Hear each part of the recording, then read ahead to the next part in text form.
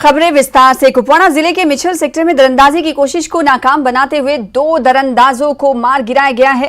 फौज के 53 मिछल ब्रिगेडियर बिंदु नेगई ने एसएसपी कुपवाड़ा युगल मनहास के हमरा मिछल में एक प्रेस कॉन्फ्रेंस के दौरान मीडिया से बातचीत करते हुए इसे एक बड़ी कार्रवाई से ताबीर किया। उन्होंने कहा कि फौज सरहदों पर किसी भी चैलेंज से निपटने के लिए तैयार है। उन्होंने कहा कि मारे गए 2 दरअंदाजों से भारी मिकदार में असलहा 12 गोला बारूद बरामद किया गया है। उन्होंने कहा कि इस दरअंदाजी के मुतालिक एसएसपी कुपवाड़ा ने मुसद्दिका इत्तला फराहम की, जिसके बाद पूरे लाइन ऑफ कंट्रोल को अलर्ट किया गया और दरअंदाजी की इस बड़ी कोशिश को नाकाम बनाया गया। कुपवाड़ा जिले के मसल सेक्टर में फौज और पुलिस ने एक मुश्तरका कार्रवाई में दरअंदाजी की एक बड़ी कोशिश को नाकाम बनाने का आज दावा किया है।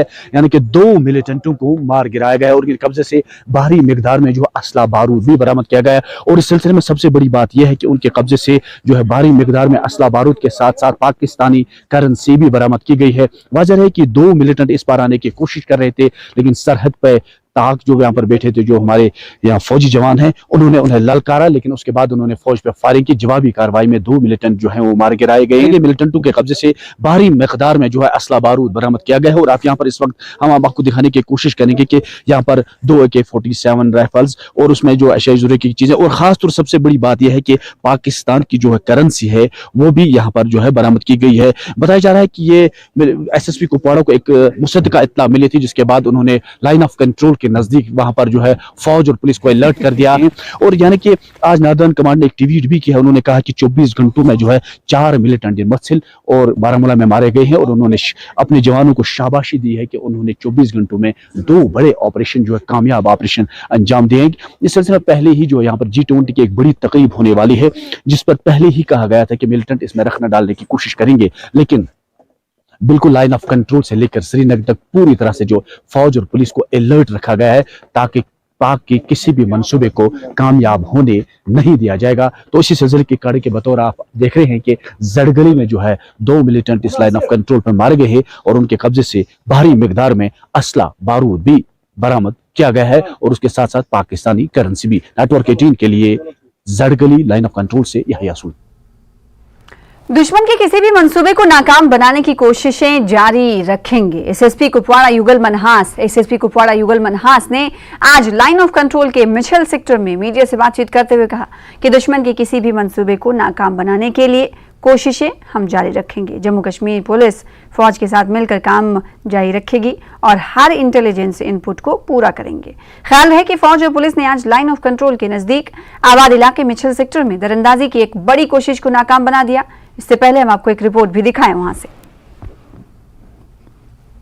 मैं चाहूँगा कि दुश्मन की हर कोशिश को हम इसी तरीके से मिलजुल के आगे भी नाकामयाब बनाएंगे। और जिस तरीके से हमारी फ़ौज बॉर्डर पे तैनात है मुस्तैदी के साथ, और हमारी जो इंटेलिजेंस जो मिलती रहती है हमें, हम उनको देते रहते हैं, उसके बेस पे मुझे लगता है कि कोई दुश्मन इस मतलब उस लेवल पे नहीं पहुंच सकता कि वो सीमा रेखा को पार करके और यहाँ पे जो अशांति है उसको फैलाने में कामयाब रहे। मेरी तरफ से इतना ही है। हम कुपवाड़ा जिले के लाइन ऑफ कंट्रोल के मसल सेक्टर में मौजूद हैं, जहां पर इस वक्त आप देख रहे हैं कि 3 से 4 फुट बर्फ जमा है और यहाँ पर यानी कि फौज और पुलिस ने एक मुश्तरका कार्रवाई में दरअंदाजी की बड़ी कोशिश को नाकाम बना दिया, जिसके नतीजे में 2 मिलिटेंट मारे गए हैं और उनके कब्जे से भारी मिकदार में असला बारूद भी जब्त किया गया है और उसमें पाकिस्तानी करेंसी भी शामिल है। वजह है कि 3 मई को जो है पुलिस को एक मुसद्दिका इत्तला मिली थी कि इलाके में दरअंदाजी की एक बड़ी कोशिश जो है वो होने वाली है, तो उन्होंने फौज और पुलिस अलर्ट हो गई, जिसके बाद 2 दरअंदाजों को मार गिराया। जो ही उन्होंने फौज पे फायरिंग की, जवाबी कार्रवाई में 2 दरअंदाज मारे गए। और हम आपको दिखाने की कोशिश करेंगे ये वो एरिया है जो मसल सेक्टर जो लाइन ऑफ कंट्रोल के नजदीक आबाद। इस वक्त यहाँ पर फॉग है, कुछ दिखाई नहीं दे रहा है और ये कहा जा रहा है कि उस वक्त भी इसी तरह का फॉग था जब यहाँ पर दरअंदाजी यानी कि इनकाउंटर जो है फौज और मिलिटेंट के दरमियान शुरू हुआ। और इस वक्त आप देख रहे हैं कि यहाँ पर काफी बर्फ जो है इस वक्त भी जमा है, 3 से 4 फुट बर्फ जो है वो इस वक्त भी जमा है। काफी मुश्किलात है यहाँ पर ऑपरेशन कराने में, लेकिन उसके बावजूद भी है यहाँ पर फौज ने इस लाइन ऑफ कंट्रोल पर जो है इस तरह की दरअंदाजी की एक बड़ी कोशिश को जो है नाकाम बना दिया और जिसके नतीजे में 2 मिलिटेंटों को जो इस वक्त मार गिराया, उनके कब्जे से भारी मिकदार में असला बारूद भी बरामद किया। नेटवर्क 18 के लिए लाइन ऑफ कंट्रोल से Yahya Sultan. Deputy commissioner doctor Owais Ahmad ने जुमेरात को शादीपुरा सुंबल में यात्रा ट्रांजिट कैंप का दौरा किया और ताकि श्री अमरनाथ जी यात्रा की तैयारियों के इंतजामात और दीगर सहूलियात का इस मौके पर जायजा लिया जा सके। डॉक्टर ओवैस ने इस मौके पर यात्रियों की क़याम की सहूलत के लिए अपग्रेड शुदा सहूलियात का मुआयना किया। इस मौके पर इंतजामात करने वालों ने डीसी को बताया कि यात्रा ट्रांजिट कैंप में पीने के पानी और बिजली वगैरह की सहूलियात समेत तमाम जरूरी इंतजामात पहले से यात्रा के लिए रखे गए हैं और कैंप में काफी अमले की तैनाती भी की गई है। स्टार्ट होने वाली है ये गुज़श्ता साल की तरह बहुत अच्छे से यहाँ पे होनी चाहिए इंशाल्लाह, और हम उनका खैर मुकदम करते हैं। बाहर से जितने भी हमारे लोग, हमारे भाई आए तो हम उनका वेलकम करते हैं। साथ हमारे जो डिप्टी कमिश्नर हैं उन्होंने यहाँ का दौरा किया था, पिछले साल भी उन्होंने वो यहाँ पे बहुत बार आए थे, उन्होंने यहाँ पे अरेंजमेंट्स किए थे और हमें ये लग रहा है जो हमारे यहाँ के डिप्टी कमिश्नर है डॉक्टर ओवैस साहब, तो वो बहुत अच्छा काम कर रहे हैं। तो हम तवक्का करते हैं इस बार भी ये जो यात्रा है अच्छे से हो जाए और इससे ये होता है कि जो यहाँ के लोकल्स है उनको भी रोजगार के मौके फराहम हो जाते हैं और हम एक बार फिर उनका खुशामदीद कहते हैं, वेलकम करते हैं। जम्मू कश्मीर भाजपा के राज्य महामंत्री अशोक कौल ने मेंढर में पार्टी कार्यकर्ताओं के साथ एक बैठक की, जिसमें उन्होंने पार्टी के एजेंडे को किस तरह आगे लेकर जाना है उस पर समीक्षा की। बैठक मेंढर के डाक बंगला में हुई, जहां सैकड़ों की संख्या में पार्टी कार्यकर्ता शामिल हुए। वहीं उन्होंने मेंढर सब डिवीजन के तीनों तहसीलों के पार्टी मंडल अध्यक्ष को आगामी लोकसभा चुनाव के प्रति दिशा निर्देश दिए। इस मौके पर अशोक कौल का कहना था कि मेरा 3 दिवसीय दौरा है, 2024 में आने वाले चुनाव को लेकर हम ये समीक्षा कर रहे हैं, क्योंकि राजौरी पुंछ अनंतनाग लोकसभा सीट पर हम बेहतर कार्य करेंगे और यहां से भारी मात्रा में लोग भाजपा का दामन भी थामेंगे। इस मौके पर भाजपा के जिला अध्यक्ष समेत अन्य कार्यकर्ता और नेता मौजूद रहे। हैं जो जम्मू कश्मीर के आदरणीय कौल साहब, वो जिला पुंछ के दौरे पर हैं। 3 दिन का उनका दौरा है। ये दौरा पूरी तरह जो संगठन का दौरा होता है वो दौरा है। इसमें बूथ को कैसे हमने मजबूत करना है, कैसे हमने मंडलों को मजबूत करना है, मंडलों का सशक्तिकरण करना है, बूथों को मजबूत करना है और आगे जाकर जब आने वाला जो टाइम है कैसे भारतीय जनता पार्टी ने मिशन जो 50 पार करना है, जो सरकार जो आने वाला टाइम है सरकार कैसे बनानी है, आगे जो इलेक्शन पंचायतों के आ रहे हैं, चाहे लोकल बॉडीज़ के इलेक्शन आ रहे हैं वो कैसे लड़ने हैं, और मेंबर पार्लियामेंट खासकर जो इलेक्शन आ रहे हैं, हमारी सीट जो अनंतनाग और रजौरी वाली सीट है इसको हमने कैसे जीतना है, इसके ऊपर जो आज पूरी चर्चा हुई। हमारा जो मंडल के प्रधान हैं उनको ये निर्देश दिए कि हर घर घर तक जाना है, जिसको गोल्डन कार्ड का फ़ायदा नहीं मिला है उसके पास भी जाना। पीएम भाई का मकान नहीं बना है तो भाई जी क्यों नहीं बना है, ये एक पूरे प्रॉपर तरीके से हमारे प्रधानमंत्री नरेंद्र भाई मोदी जी की जितनी भी योजना चली हुई हैं घर घर तक पहुंचाना। आज का जो प्रोग्राम था, हमारे माननीय श्रीमान अशोक कौल जी जो कि संगठन के महामंत्री हैं, उनका 3 दिन का जो है टूर प्रोग्राम था। जो हमारी 3 कॉन्स्टिट्यूंसियाँ हैं, सुरनकोट, मेंढर और पुंछ, 3 कॉन्स्टिट्यूंसियों में हमारा ये पार्लियामेंट्री कॉन्स्टिट्यूंसी का जो है लोकसभा का जो प्रवास है वो प्रवास था। उसमें हमारी एक कमेटी है, उसके साथ ही साथ हमारी योजनाएं हैं, जो 13 योजनाओं के हमने यहाँ पर इंचार्ज बनाए। वो योजनाओं के जो इंचार्ज हैं वो आम लोगों तक पहुँचेंगे, आम व्यक्ति तक पहुँच करके उन योजनाओं का जो हमारा क्या क्या उन योजनाओं का फ़ायदा है, वो योजनाएं क्या हैं, उन लोगों तक जो है वो योजनाएं पहुंचाएंगे। आगे बढ़ेंगे। डिस्ट्रिक्ट गांधरबल के कंगन में पार्टी दफ्तर में मुनक्किदा एक प्रोग्राम के दौरान सरकर्दा सियासी कारकुनों के एक ग्रुप ने, जिनमें ज्यादातर कंगन हलके की महिलाएं हैं, शहीद शेख अब्दुल जब्बार फाउंडेशन में उन्होंने शमूलियत इख्तियार की। फाउंडेशन के बानी, सदर और साबिक MLA गांधरबल शेख अशफाक जब्बार ने पार्टी में नए शामिल होने वालों का पुरतपाक इस्तकबाल किया। नए शामिल होने वालों ने पार्टी को मजबूत करने के लिए इंतहाई ईमानदारी और जज्बे के साथ काम करने का अहद किया। इन्होंने जब्बार फाउंडेशन की क़यादत पर मुकम्मल एतमाद और भरोसे का इजहार करते हुए कहा कि वो कश्मीरी आवाम के खदशात को दूर करने और उन्हें गैर मामूली और मुश्किल वक्त से गुजरने में मदद करेंगे।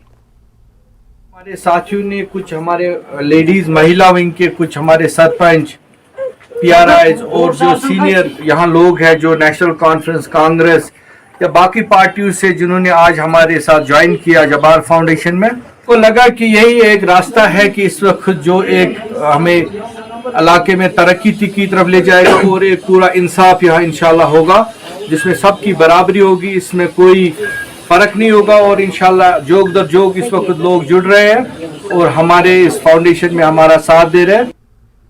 डीडीसी सदस्य सुरनकोट और भाजपा नेता सुहेल मलिक ने मुगल रोड खोलने की मांग की है। उन्होंने कहा कि सैकड़ों लोग स्वास्थ्य जांच, शिक्षा उद्देश्य के तहत पर्यटन, व्यापार और अन्य मकसद के लिए एक क्षेत्र से दूसरे क्षेत्र में यात्रा करना चाहते हैं और मुगल रोड बंद है, जिसकी वजह से लोग परेशान हैं।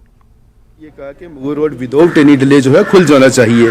तो इस जमाने में जो हमारे न्यू डिप्टी कमिश्नर पुंछ आए हैं, कल उनकी जो डीडीसी काउंसिल के साथ इंटरेक्टिव मीटिंग थी, इंटरेक्शन सेशन था, उसमें भी मैंने ये बात रखी वहाँ पर कि मुगल रोड खोली जानी चाहिए, क्योंकि लोग हमारे जो खासकर कैंसर पेशेंट्स हैं वो बड़ी जो है प्रॉब्लम फेस कर रहे हैं। खासकर हमारे जो एम्प्लॉयज हैं, अगर आप उस तरफ से घूम के जाओ तो कम से कम 2-2 दिन का रास्ता है, और अगर इस तरफ से आप जाएंगे तो विद इन नो टाइम आप 3-4 घंटे में पहुँच सकते हैं। तो आज उसी जमाने में जो हमारे डिप्टी कमिश्नर साहब हैं, मेरी सुबह भी उनसे बात हुई है, आज वो मुगल रोड के दौरे पर गए हैं और मैं ये समझता हूं कि अगले 2-3 दिन में जो है मुगल रोड खुल जाएगी।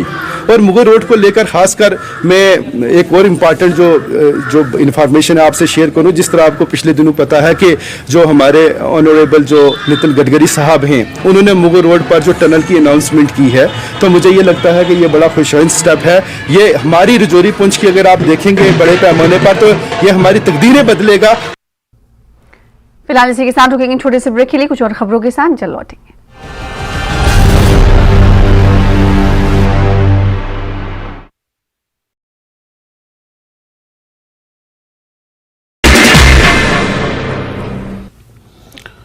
स्वागत है आपका न्यूज़ 18 जम्मू कश्मीर लद्दाख हिमाचल में। मैं हूं विशाल और आप देख रहे हैं धार भी रफ्तार भी। शुरू करते हैं। जिला बारामूला पट्टन करेरी के वानी गांव में मुठभेड़, 2 आतंकवादी ढेर, सर्च ऑपरेशन जारी।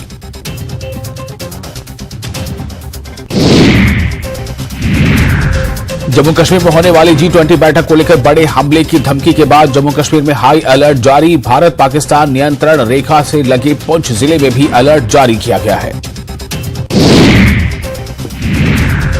पटन के शहराबाद में ब्लॉक दिवस कार्यक्रम का आयोजन किया गया। बड़ी संख्या में पंच, सरपंच और अन्य लोग शामिल हुए। लोगों ने अपनी समस्याओं से जुड़े सवाल उठाए। रामबन जिले में हज यात्रियों के लिए प्रशिक्षण शिविर का आयोजन। भारतीय हज समिति द्वारा प्रशिक्षण कार्यक्रम। हज यात्रियों को सफर महफूज के बारे में पूरी जानकारी दी जा रही है।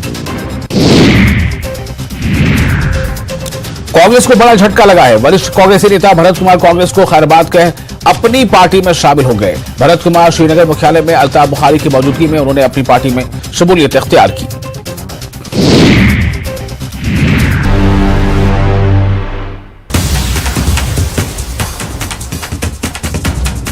और इस वक्त की बड़ी खबर का रुख कर लेते हैं। इस वक्त की बड़ी खबर आपको बता दें कि पाकिस्तान के हवाले से आ रही है। पाकिस्तान में हाल में आतंकी हमलों में इजाफा हुआ है। आतंक को पनाह देने वाला देश खुद आतंक का निशाना बन रहा है। जी हां, खैबर पख्तूनख्वा और बलूचिस्तान में कई बार आतंकी हमले हुए हैं। तहरीक तालिबान पाकिस्तान के साथ सीजफायर खत्म होने के बाद आतंकी हमलों का सिलसिला जारी रहा और इसीलिए ये देखा गया कि अब पाकिस्तान में हाल ही में आतंकी हमलों में इजाफा हुआ है। लेकिन आज भी पाकिस्तान आतंकवाद का समर्थन करता है और आतंकवाद को पनाह देता है। ये किसी से बात ढकी छुपी नहीं है। पाक में जनवरी की अगर हम बात करें, पाकिस्तान में जनवरी में ही 44 आतंकी हमले हुए हैं, जिसमें 134 लोगों ने अपनी जान गंवाई है। वहीं दूसरे महीने फरवरी की बात करें तो फरवरी में पेशावर की मस्जिद में धमाका हुआ और इस धमाके में 100 लोगों की जान गई है। और पाकिस्तान की तरफ से आतंकवाद को बढ़ावा देते हुए हिंदुस्तान की तरफ आने की भी कोशिश लगातार जारी रही है। हमारे साथ हमारे संवाददाता, हमारे साथी जुड़ रहे हैं, एडिटर शैलेंद्र वांगू। उन्हीं से हम इस खबर को समझने की कोशिश करेंगे, क्योंकि लगातार उनकी पाकिस्तान के पर भी, नेशनल अफेयर्स पर भी नजर रहती है। पाकिस्तान में हाल में ही शैलेंद्र वांगू आतंकी हमलों में इजाफे की खबर है। इस हवाले से और क्या कुछ अपडेट आप देना चाहेंगे? और जो लिस्ट आई है कि कितने लोग, कितने आतंकी हमले हुए और कितने लोगों ने जान गंवाई है, इस पर क्या कहेंगे? देखिए, ये सवाल इसलिए खड़ा होता है क्योंकि आज ही खैबर पख्तूनख्वा में एक स्कूल के अंदर जाकर एक आतंकी हमला हुआ है। हालांकि अब तक ये साफ नहीं हुआ कि इसके पीछे कौन लोग शामिल थे, लेकिन कुछ गैर मालूम लोग एक स्कूल में गए, उन्होंने स्टाफ रूम में जाके 7 टीचर्स की गोली मारकर हत्या कर दी। उनको एक आतंकी हमले को उन्होंने अंजाम दिया। उससे एक थोड़ी देर पहले ही उसी इलाके में एक और शख्स की उन्होंने गोली मार के हत्या कर दी। तो ये 8 लोगों की जान आज उस इलाके में गई है। हालांकि अब तक ये साफ नहीं हो पाएगी इस हमले के पीछे कौन है, लेकिन अब इसके लेके कंडम भी किया जा रहा है। बिलावल भुट्टो ने भी कंडम किया है, वहां के प्रेसिडेंट ने भी कंडम किया है। लेकिन सवाल ये खड़ा होता है कि आतंकवाद का जो ये दंश है, ये पाकिस्तान क्यों झेल रहा है। सब लोग ये जानते हैं कि आतंकवाद को लेकर लगातार पाकिस्तान की जो फॉरेन पॉलिसी है, उसके तहत वो टेररिज्म का इस्तेमाल करते आया है। और हम लगातार ये भी देखते हैं कि जम्मू कश्मीर हो, पंजाब हो, लगातार आतंकवाद को बढ़ावा पाकिस्तान अलग अलग संगठनों को बढ़ावा दे रहा है, उनको पनाह देता आ रहा है। मुंबई हमलों के जो दोषी हैं उनको भी पाकिस्तान आज भी पनाह दे रहा है। जैश ए मोहम्मद, लश्कर जैसे आतंकी संगठनों को आज भी पनाह देता रहा पाकिस्तान। तो ऐसे में जब पाकिस्तान अपनी स्टेट पॉलिसी के तौर पर ही आतंकवाद का इस्तेमाल करता है, तब वही आतंकवाद जो है पाकिस्तान के लिए एक फ्रैंकली एक जिन बन चुका है। तो ऐसे में भले ही वो लगातार कोशिश कर रहे हों, उन्होंने कुछ ऐसी कैंपेन चलाई थी आतंकवाद के खिलाफ, लेकिन ये एक ऐसा नासूर बन चुका है जो पाकिस्तान को ही खा रहा है। और हम देख रहे हैं कि पिछले 3-4 महीनों के अंदर ही वहां पे इतने बड़े आतंकी हमले हुए हैं, जिसमें आज का आतंकी हमला भी शामिल है।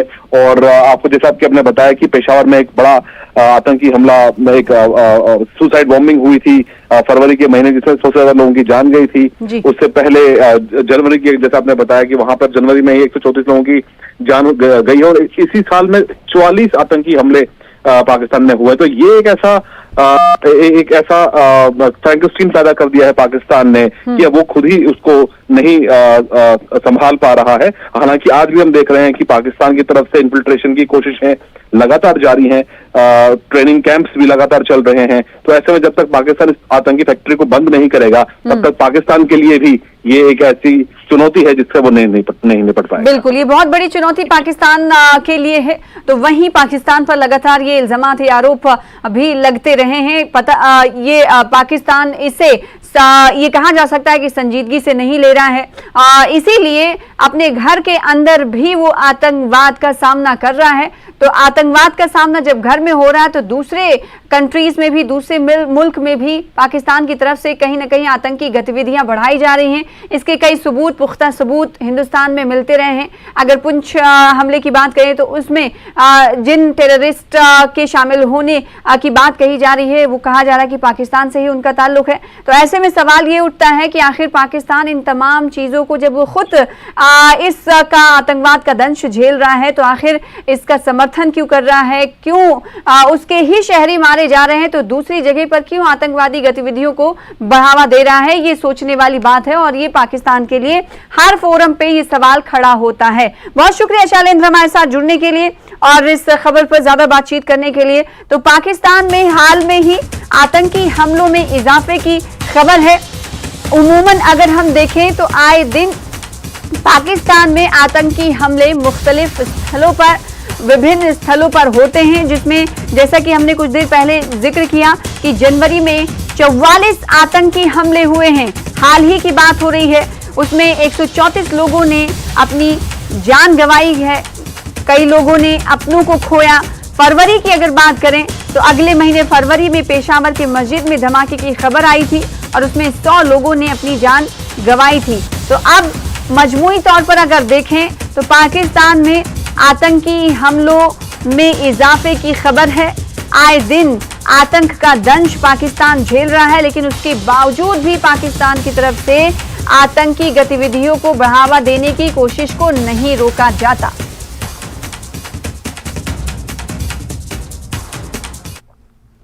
आगे बढ़ेंगे। युवाओं को विविधता में भारत की एकता की अनूठी विशेषता को समझने का अवसर प्रदान करने के लिए बटल बलियान उधमपुर से 15 छात्रों का एक समूह सिविक एक्शन प्लान के तहत भारत दर्शन यात्रा के लिए 187वीं बटालियन शिविर से रवाना किया गया। मोहम्मद साजिद कमांडेंट 187वीं बटालियन सीआरपीएफ ने सरकार के एक स्क्वाड शिक्षक के साथ 15 छात्रों को हरी झंडी दिखाकर रवाना किया।